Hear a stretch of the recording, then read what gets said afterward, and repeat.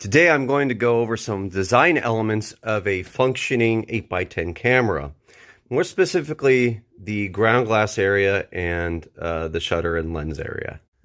I know you said 8x10s, but I'm generally going to go over large format, especially vintage designs.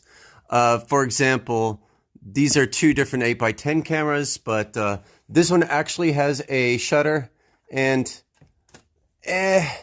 it doesn't function quite as well as I want it to. It has a pneumatic pump right here and an electric connection here if you wanted to use electricity or air, basically like a little bulb to open and close. Now, the shutter will go in front of or behind the lens. Some people might say, oh, well, that's obvious. But what's not so obvious is an iris or an aperture has to go in between the lens. It has to go right in the middle.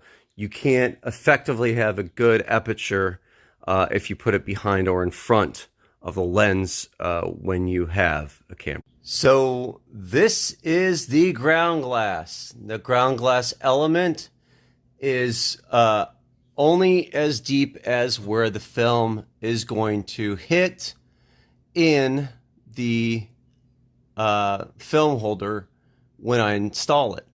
Now I'm using an 8x10 film holder to demonstrate, but see these little things right here?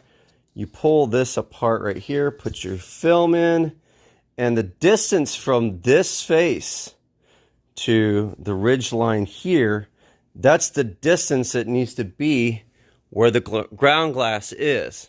So the ground glass has to match that, or else you'll be out of focus very, very easily. So they have to be very, very accurate in that way.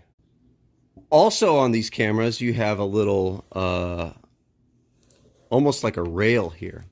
And what this does is keeps it in place when you put it into the camera. Here we go. And it is locked into place.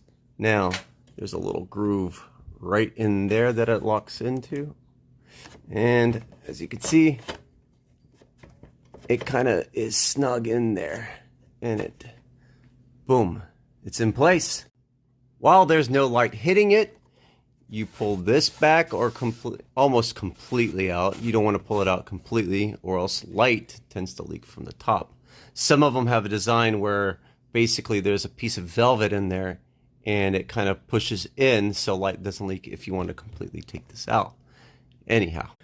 So there's some of the design elements of a old analog large format camera.